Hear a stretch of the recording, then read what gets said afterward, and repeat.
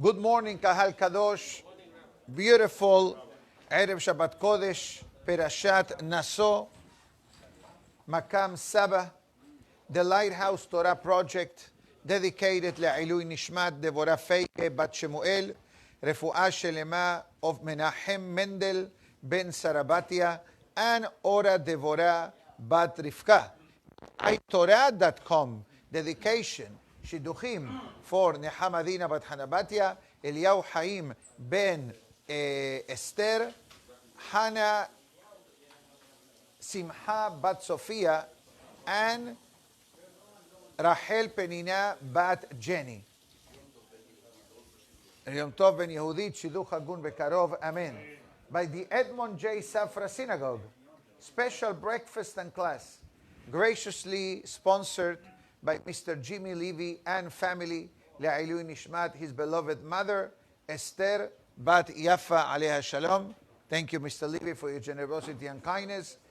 And as whenever we have a dedication, we speak about the person. Sometimes we speak about the sponsor. Sometimes we speak about the person that we are remembering today. And I'll be honest with you.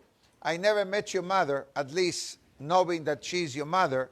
But knowing you since you moved here with your pleasant demeanor and attitude and always willing to help, etc., definitely she invested in you with the recheres, with midot tovot and irat shamayim. So be'ezat Hashem, let it be the zechut of berachot that everybody will say, and the words of Torah will be le'ilui nishmata, should be elevated in Gan Eden. Amen.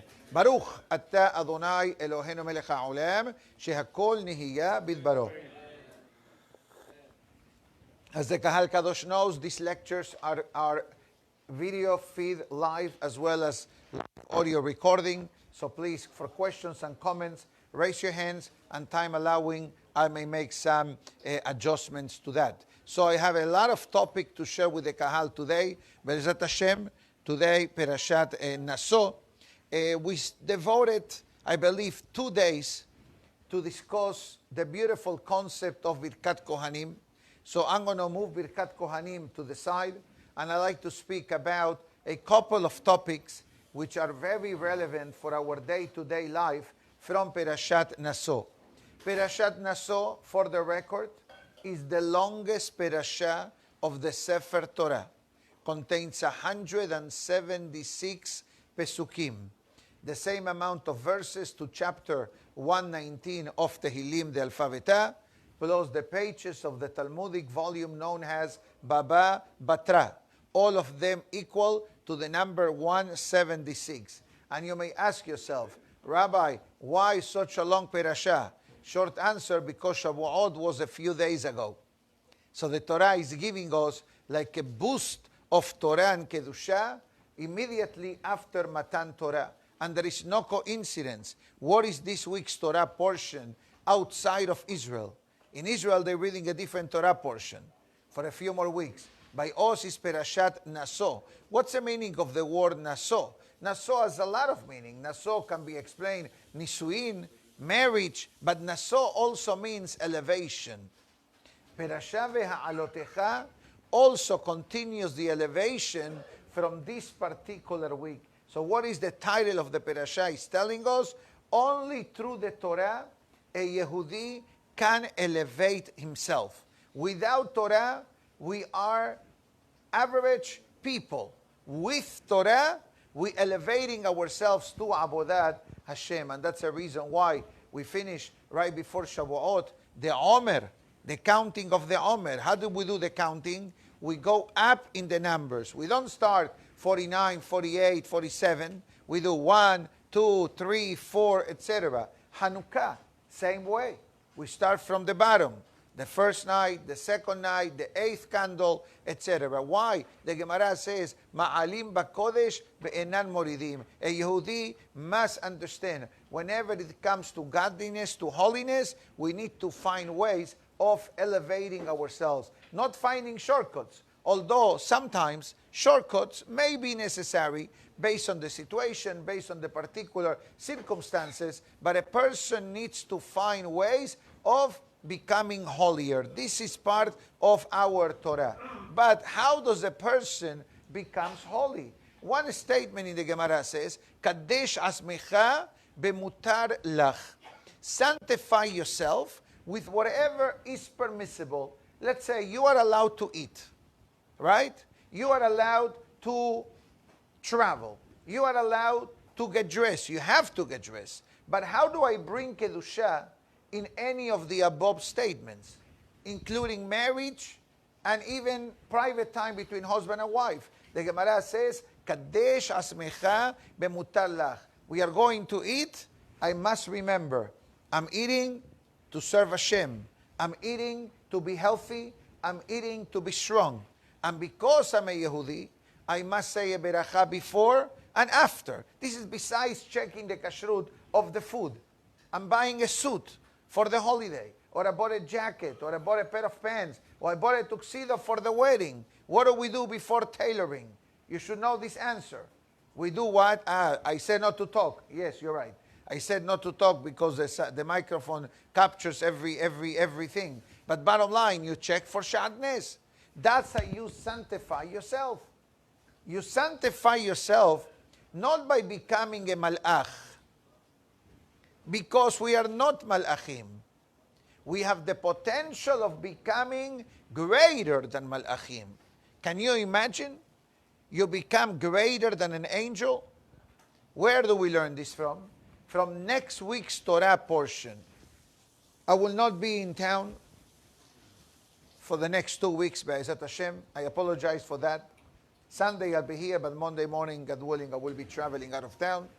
And next week's Torah portion in America is Perashat Veha'alotecha. That has to do with the lighting of the menorah, Pesach Sheni, among many topics. But interesting enough, and Be'ezat Hashem, I'm going to be quoting from next week's Haftarah and from this week's Haftarah in a moment. The Haftarah is the same Haftarah of Hanukkah. From Zechariah HaNavi that says, Roni besimchi bat Sion. I will not give you the historical background of this Haftarah because today is not the topic, but I like to quote only one pasuk.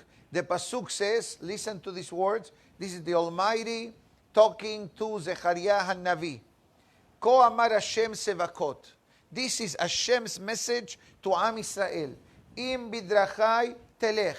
If you walk in my pathways, be'it be'eim et mishparti tishmor, and you will be observant not only with the positive commandments, but with the negative commandments. Many times people say, oh, I'm makpid, I put on tefillin, I eat kasher, I have mezuzah. Beautiful. What about the lo ta'aseh from the Torah? What about the negative commandments from the Torah? Lo tikom ve'lo titor, don't be vengeful, don't hold a grudge, don't cheat people in business, don't mistreat people verbally. It's the same Torah, Rabotai. וגם אתה תדין את ביתי, וגם תשמור את חסריי, ונתתי לך מהלכים בין העומדים האלה. I will give you a walkway among those that are stationary. Who is this pasuk talking about? Short answer. עומדים refers to malachim. Angels are stationary. What does this mean? Stationary, I don't mean only physically, but spiritually. What does it mean? An angel, a malach, is created. And let's be honest, there are zillions of malachim, more than we think. Besides the known malachim, Rashi Tevot, Gemara, Gabriel, Michael, Raphael, Uriel, you have different malachim. You have malach in charge of the apple trees. You have malach in charge of the bananas. You have a malach in charge of the wheat. You have a malach in charge of the barley. You have malach in charge of the grapes. Where did we learn this from? From the Zohar, I believe, in the day of Tu B'Shvat, Rosh Hashanah La'ilanot. And there the Zohar Kadosh writes, every time we say a beracha on a food, we are charging the neshama of the malach in charge of that food. And sometimes there is a shortage of produce in the marketplace.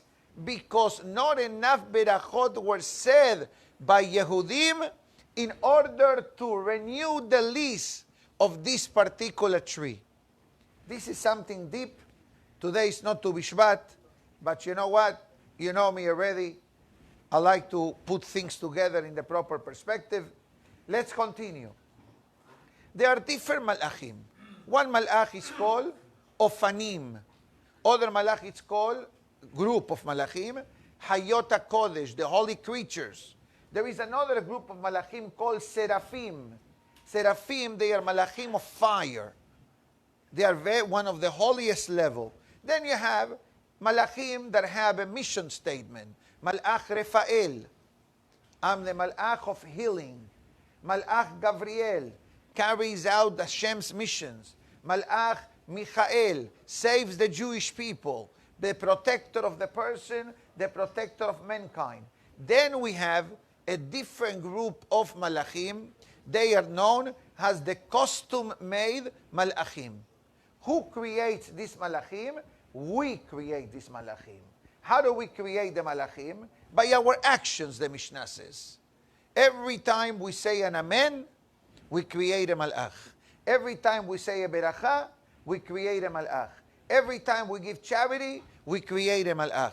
And the more good deeds, and the more hesed, and the more prayers we do, guess what? The more coverage you have. Let's say, the law of car leasing. Okay? I believe that today, in this part of the world at least, many people lease more than before. Many years back, people used to buy a car and keep it for 20, 30 years. Today, people lease a car 3 years and finish. And I want a new car. Technology and elegance and looks and colors. This is the part of the society. I'm not telling you what to do. You should conduct it with your wallet, with your wife, with your advisor. But we know that there are pros and cons. When you buy a car, you can mitigate the payment. You pay it in 6 years, but it loses value gradually. When you lease a car, you pay the lease based on the cost of the first 3 years of life, which is a much higher prorate than if you keep a car for 6, 7 years. I'm not in the lease car business, but I believe there are at least enough cars to know a bit how it works. But let's talk about the insurance of a lease car. The insurance for a lease car must have a coverage of 300, 150. That is the coverage that a lease car. Why? It's a much higher than if you own the car. If you own the car, you can do 25, 50, 10, 20, whatever. But if you lease a car, you need to have the highest coverage. Why? Because the owner of the car, which is the manufacturer or the dealership, so to speak, they want to make sure that they are covered if has v'shalom something happens. For this reason, this is not a business class, but you need to be careful when it comes to one-pay lease. There is such a thing known as one-pay lease. You familiar with this? You basically pay the full lease in advance. Relax. In advance. Now, what's the incentive? That if the person doesn't have a good enough credit, or a person wants to have a lower monthly payment, you pay less when you prorate it into 36 months. But if has v'shalom, there is some problem, an accident, etc., the insurance will not cover you that money that you disburse in advance. Correct? I'm not in the Shulchan Aruch of insurance, but I do know I'm a human being.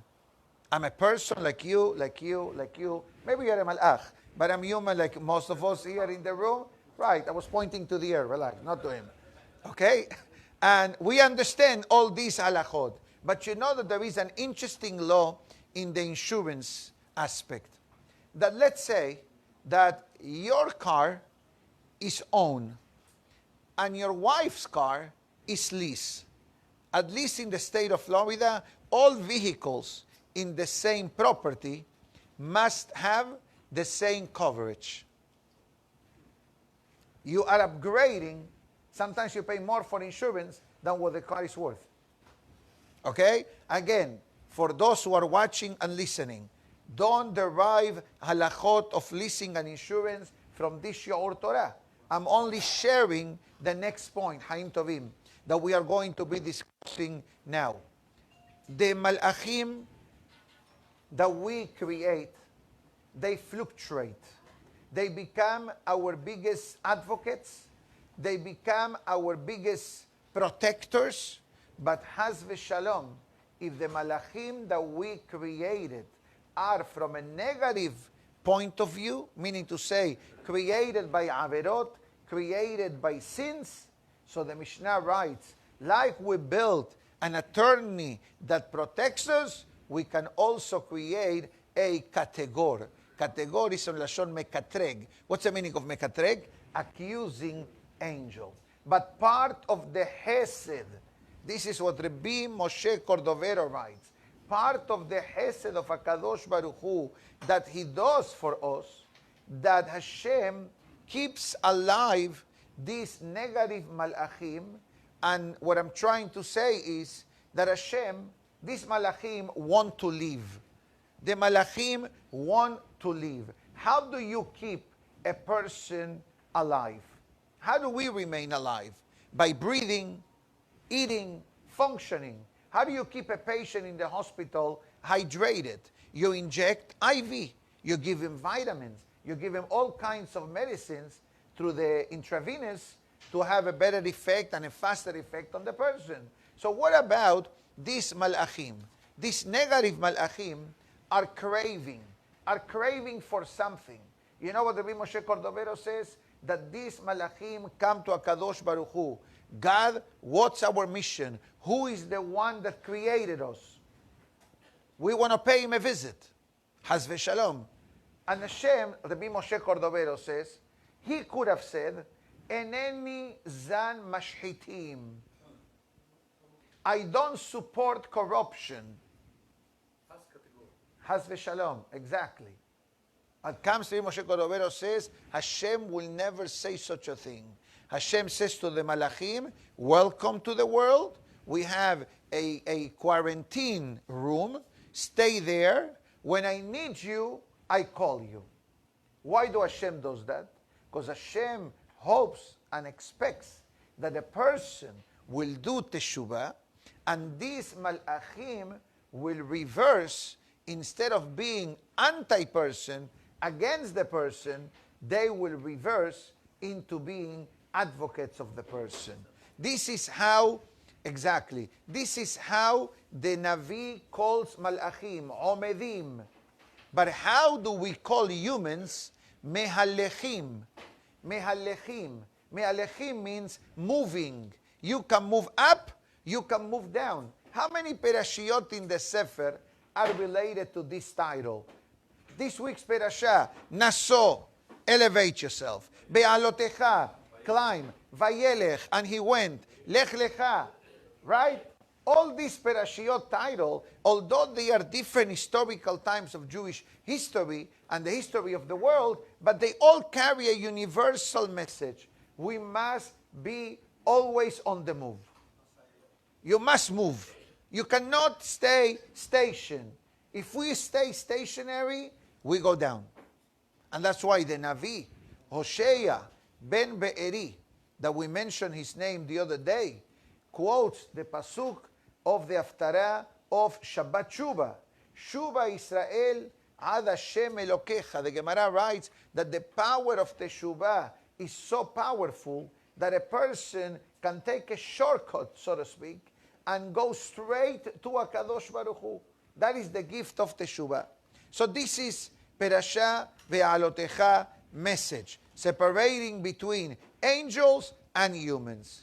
Now, an additional topic, or I shouldn't say topic, although topic is a proper word, but an additional perspective. How can a person achieve holiness?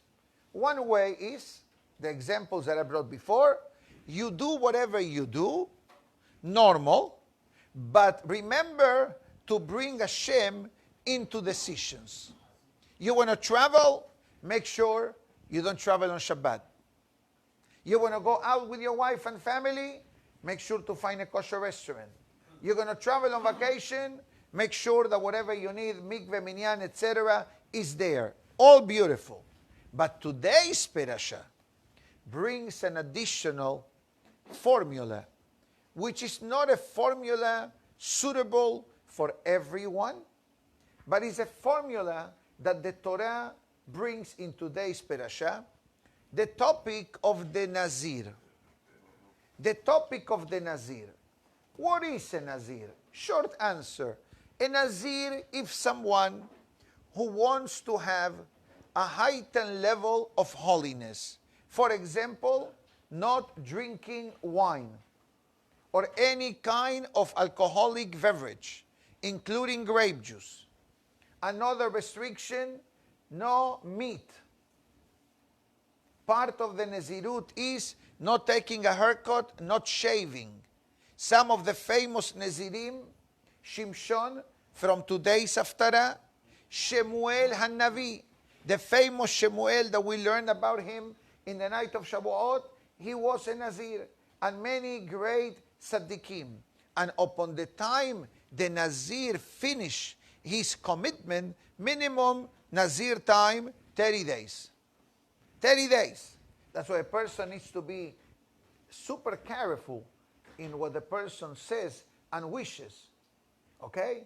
Because Haz v'Shalom, some Nedarim are forever. For example, I'm not eating meat. I'm not saying a nether, right? Until Mashiach comes. How long is that nether? Hopefully, 1 second.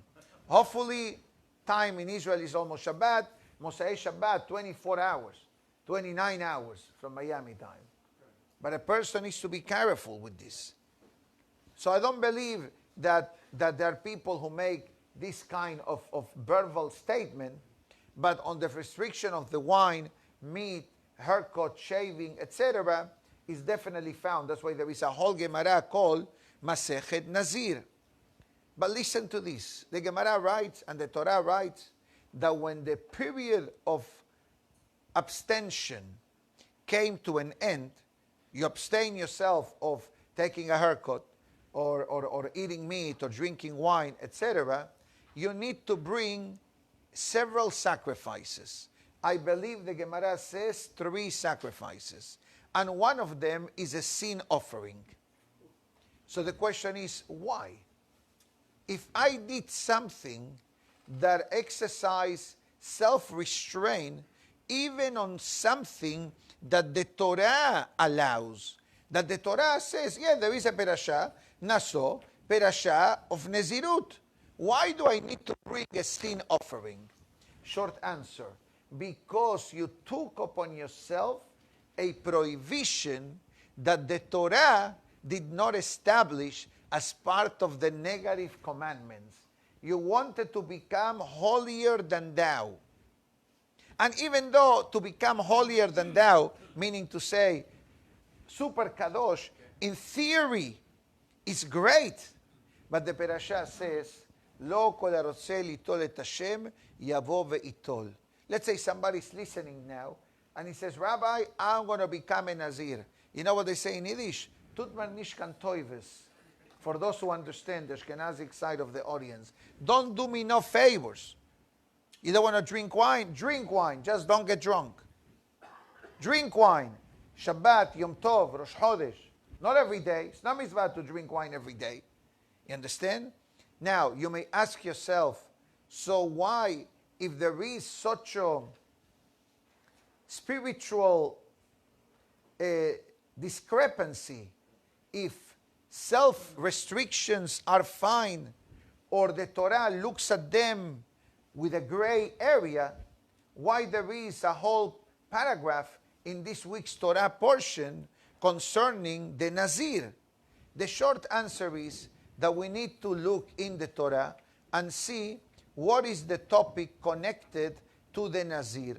The topic of the Nazir refers to the previous topic of the Nazir, I should say, refers to the situation in which, God forbid, a husband suspects that his wife had some type of inappropriate behavior, the topic of the sotah. And the Gemara writes, the Pasuks, the Rashi brings it also, Kol haro'eh sotah bekilkula yazir atzmo min hayayin. The Gemara writes clearly and it says, a person who lived in a generation that we witnessed such a calamity, like the incident of the sotah, he should refrain from wine. Why? Because we know that immorality and alcohol, they are partners. Thank you. They are partners. Whenever alcohol is involved, yes, nice to drink, Shabbat, Yom Tov, but when drinking becomes part of a certain type of behavior which leads to something forbidden, so then the Torah says, you know what? Take yourself a 30-day sabbatical, so this way you can calm yourself and understand that restrictions are good to a certain extent, but not for everyone. Not only that, there is another statement from the Talmud that says, Dayecha ma she'asra lecha haTorah. Enough what the Torah already tells you, what is permissible, what is not permissible. What do you want to add? Kol mosif gorea, they say in Hebrew. The more you add, the worse it becomes. Not all the time.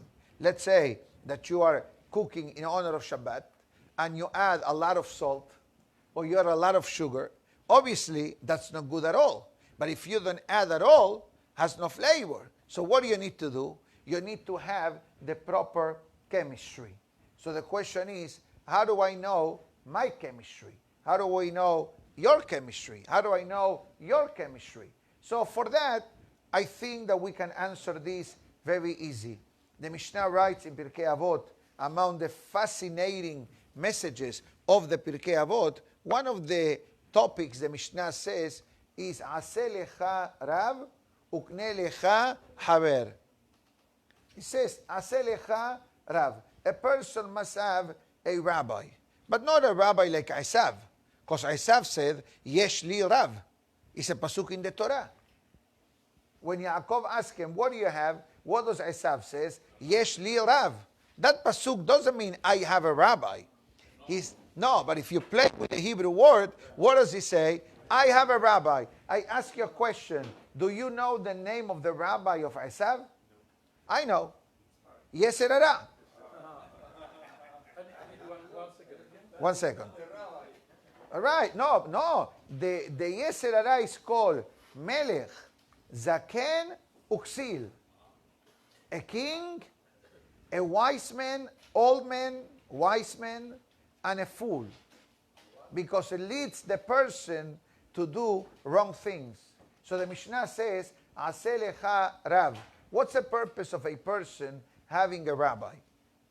In order to guide us how to follow. You ask questions to the rabbi, I ask questions to other rabbis. Not every question that I get is easy to answer.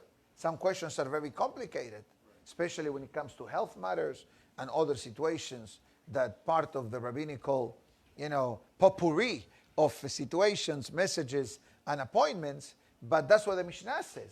The Mishnah didn't say, Aseh lecha rabbanim, make yourself a lot of rabbis. Because if you have a lot of rabbis, somebody sent me a shidduch profile a few weeks ago. And I asked him, please send me rabbinical references. He lists every single rabbi from Brooklyn, Deal, and Florida. So I was very impressed. I said to myself, do you know all these rabbis? Yes, I know them. Okay, so far so good. And how much interact with them? Oh, when I pray in the synagogue, I say Shabbat Shalom to them. And he said, but that doesn't make them your rabbi. I listen to their classes. That doesn't make you the rabbi. I have a lot of people who may listen to my classes. Does that mean that I'm the rabbi? To some people, yes. But to many people, I'm not. Why? Because we cannot interact. And that's something very, very important. And believe me, I get phone calls all the time, including people who want to relocate to different cities. And one of the first things we discuss is you need to find a synagogue that you're going to find a rabbi that is accessible and can help you grow. can help you develop yourself or can put you on a break. And sometimes as rabbis, we need to tell the person, slow down. Slow down. You're a Ferrari, Lamborghini in a 95 driving. You know, Hamavdil, right? You're not there. You're not ready. Calm down. Do the basics. And these are some of the messages that Berashah of today brings upon us. But there is one more additional message that I believe that is important to be said today. Is from the Haftarah of today. The Haftarah of today comes from the book of the Shofetim, the period of Jewish history after the passing of Yoshua bin Nun and before Shemuel HaNavi officially appointment as a Navi for Am Israel. There were many Shofetim, many judges that led the Jewish people. Regretfully, the end of the book of the Shofetim, in a very diplomatic way, hints to us what was the status, the spiritual status of the Jewish people. The Pasuk says, En melech be'Israel, ish hayashar be'einav ya'aseh. Translation. There was no leadership among the Jewish people. Each person did whatever they pleased. You don't want to come to shul? Don't come to shul. You want to come? Come. You don't want to do anything? Don't do anything. There was no leadership. That is a very sad chapter of Jewish history. But on a positive note, during the time of the Shofetim, early days, and throughout a few generations, because the period of the Shofetim was for several hundred years, between Yoshua bin Nun and David HaMelech. Let's do the calculation. Give or take 400 years. There were many great Shofetim. Among them, Devorah HaNeviah, Otniel ben Kenaz, Boaz from the famous Megillat Ruth, and Shimshon. Shimshon, born to his father and mother. The Pasuk tells us how Manoah was married to his wife, Beishto Akara. She was barren, Velo Yalada. She was not able to conceive. Literally, she was not able to conceive. And the Pasuk tells us that bottom line, a miracle, it's happening. Hashem sends a messenger, a malach, and conveys her, Hinena at akara, velo yalad. I know that you are barren and never have a child. Veharit, I'll bless you, that you will become pregnant. Beyalat ben. And the pregnancy will have a happy ending, and you will have a child. Ve'ata, the malach is giving now the formula for this child. Isha merina, be careful please. Be'al tishti yain b'shechar. Don't drink wine and don't drink any alcoholic beverage.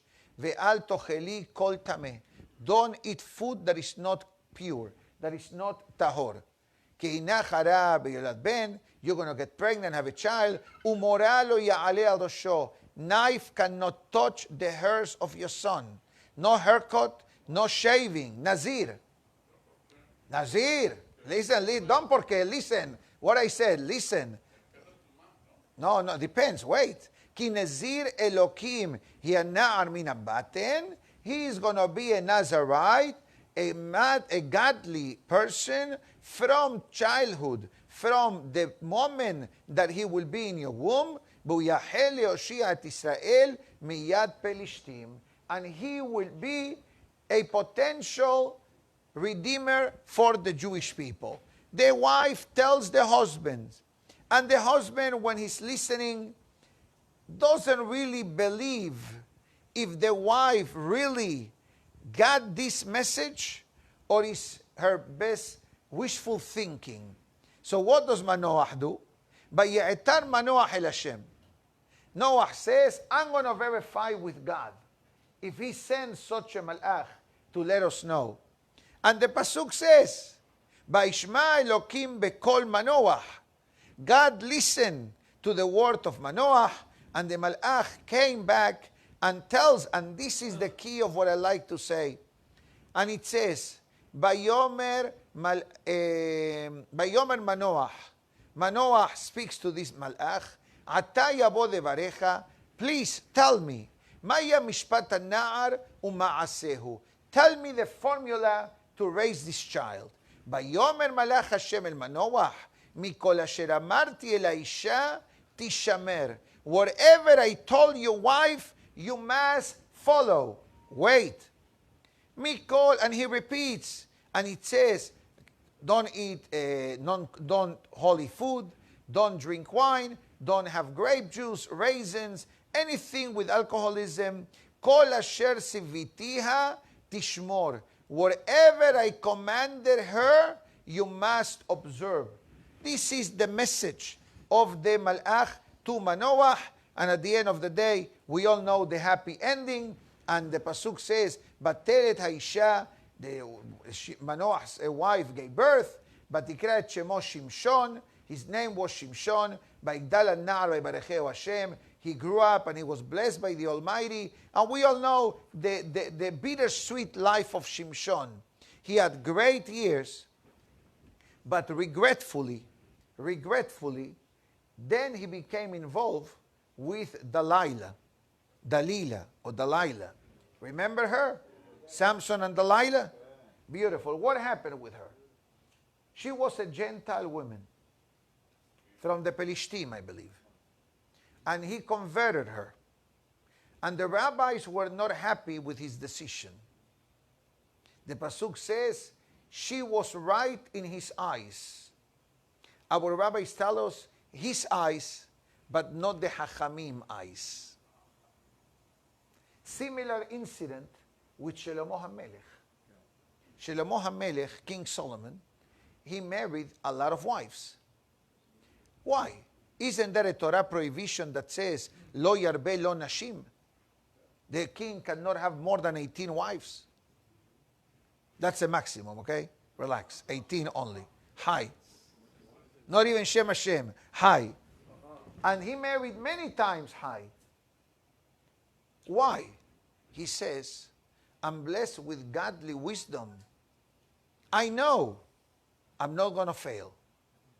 I'm sure of myself. But we need to remember one thing, Rabotai. Whenever there is a mitzvah or a restriction from the Torah, it's for everybody. I cannot say the mitzvah of being nice applies to me, but to you doesn't apply. Don't be mahmir. No. The mitzvah of the Torah, for example, eating kosher, or treating people respectfully, or having a mezuzah, it doesn't matter what part of the world we are. You are in America, you are in Canada, you are in Israel, you are in South America, you are in Australia. It's the same mitzvah. So I highlighted these two bittersweet statements about Shlomo HaMelech and about Shimshon, that there, and I need to be careful when I speak about tzaddikim, but their misunderstanding was that because they were super people and super tzaddikim, that there was some flexibility for them. This was Shlomo's kingdom. And even though Shlomo HaMelech's intention was L'Shem Shamayim, the reasoning behind Shlomo HaMelech, according to some opinions, that he married so many Gentile women, converted them obviously, and all of them, if not most of them, they were from the elite of the world, daughters of kings. They were princes. They were not stam, oh, I saw somebody on a website and I'm dating her. No, he did it with one intention, the connection, meeting with the father, meeting with the kings, bringing godliness into the conversation, and make everybody Jewish. Or at least make everybody believing in Hashem. But if the Torah is telling you, Lo yarbe lo nashim, the proper behavior should have been restriction. Ad kan tehum Shabbat. This is my limit. Same thing with Shlomo. And I said this before. When it came to the marriage between him and Delilah, the Hachamim of that generation were not happy with that decision. And that's why the Pasuk says, she was right in his eyes. In his eyes, but not in the eyes of everyone else. That's why there is a Pasuk in the Torah that says, Vihitem neki'im me'Hashem u'mi-Israel. I cannot only be good with God. I need to be good with my fellow men. And I cannot be good with my fellow men. I need to be good with my fellow men and with Hashem. Because at the end of the day, both elements is what makes the Torah. The positive commandments of the Torah related to my connection with Hashem, related to my connection with humans, and the negative commandments the same.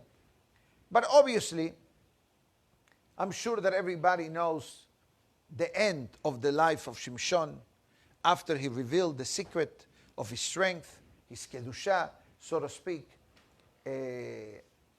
We all know that he perished in a tragic day when he requested from Hashem, after he was blinded by the Pelishtim, to give him one more time to avenge the suffering of the Jewish people. And let's clarify, and I hope Shimshon is not upset with me, but I'll tell you a story about Shimshon that happened to me, personal. Not to him, not to her, to me, in person, in a minute. Let me finish this part. Shimshon's intentions with Delilah and the Pelishtim was once and for all remove the eyesore of the Pelishtim that for centuries had been bothering the Jewish people. And they continue doing it up to the time of David and Shaul HaMelech. Correct?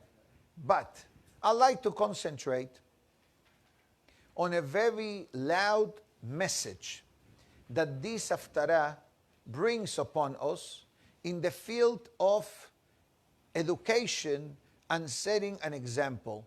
So remember, I read two pesukim that says, Mikol asher amarti el haisha tishamer, kol asher tzivitiha tishmor.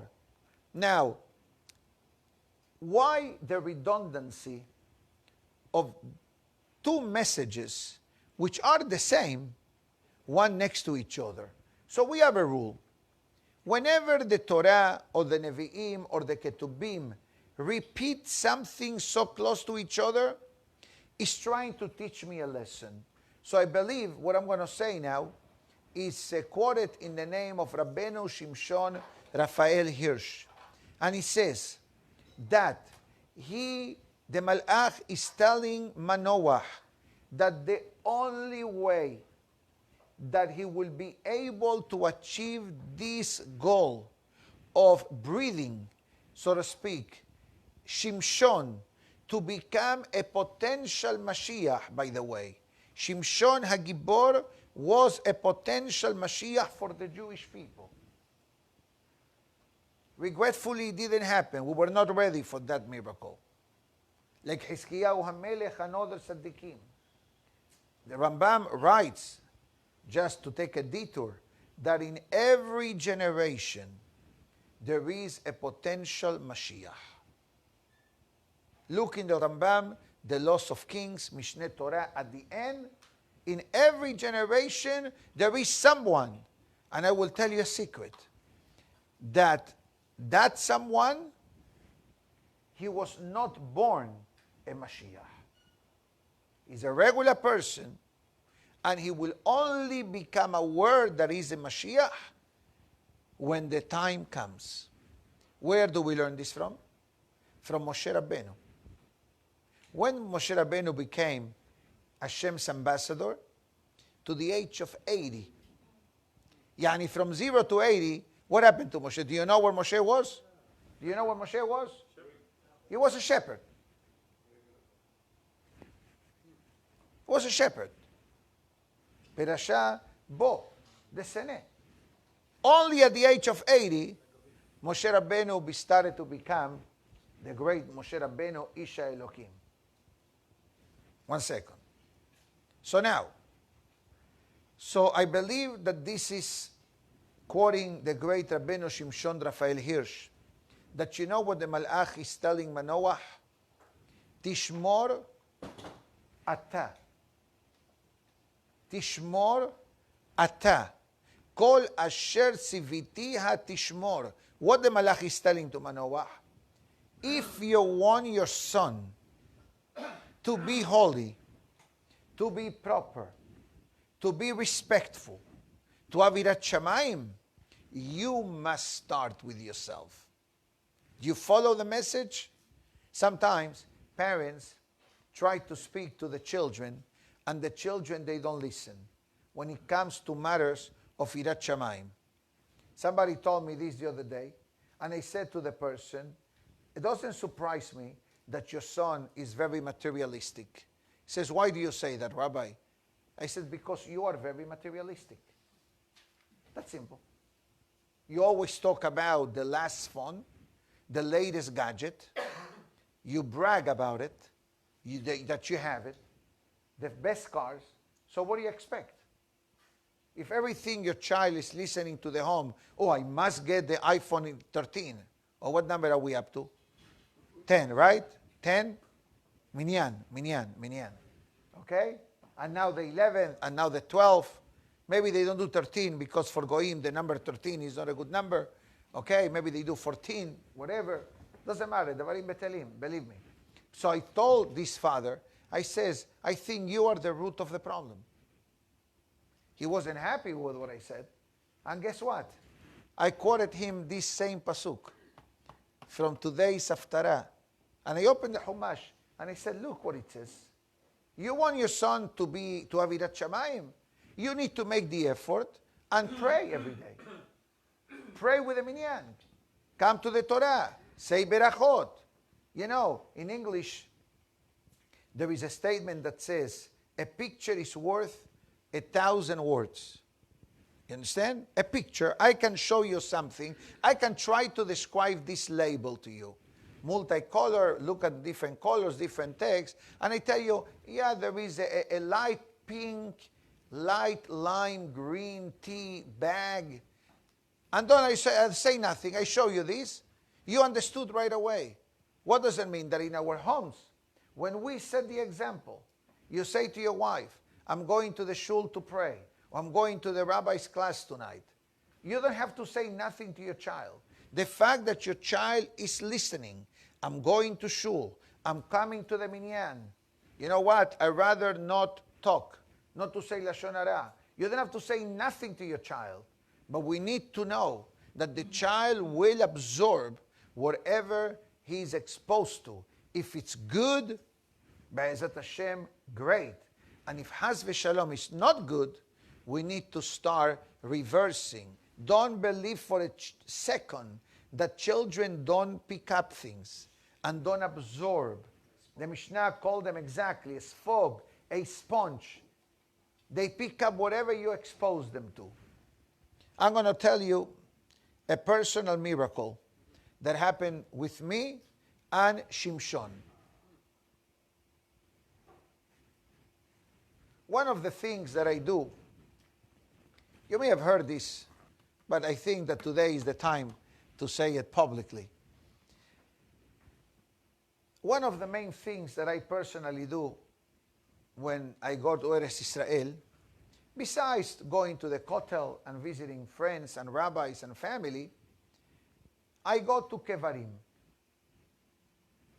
graves of Tzaddikim. So one day, I decided to go with my wife to Kever Shimshon. I know what it is. Kever Shimshon is on top of the mountain, above Kever Dan, in the area of Bet Shemesh, Eshtaol. It's called the Eshtaol Junction. Come to the Shevet Dan, and then go on top of the mountain. You go, you make hakafot. I don't know how many hundreds of meters, and the road is not paved. It's a rocky road. There is no fence on the side of the road. Occasionally you see Arabs with sheep and cattle pasturing the mountain. We make the akafot. I continue. I follow the sign that says Kever Shimshon. And then I arrive to an area that the car cannot go up any further. But there is a huge sign that says Kever Shimshon and Manoah, by the way. Kever Shimshon and Manoah. I said to my wife, let me park the car. And we walk, 100 meters? Not a big deal. We walk up to the mountain. I'm in the kever praying with my wife. And then I see an Israeli fellow, non-observant, with a typical open-toe sandals, jeans, t-shirt, no kippah. I'm giving you this description to understand what is this fellow doing here. So I'm looking at him, and he's looking at me. He says, Shalom Aleichem, Rabbi. Okay, I hear the accent. Sounds Yehudi. Sounds Yehudi. And he's taking one of the Tehillim books that is in the kever. And he says, Shalom Aleichem, מאיפה אתה? He says he comes from, I don't know, from the northern part of Israel. And what brings you to Kever Shimshon? מה מביא אותך לקבר שמשון? Yani somebody that comes from, I don't know from where, Carmiel, comes to Shimshon. He tells me, Shemi Shimshon. He says, my name happens to be Shimshon. I will tell you one thing. When I arrived to the kever, nobody was there. It's an open area.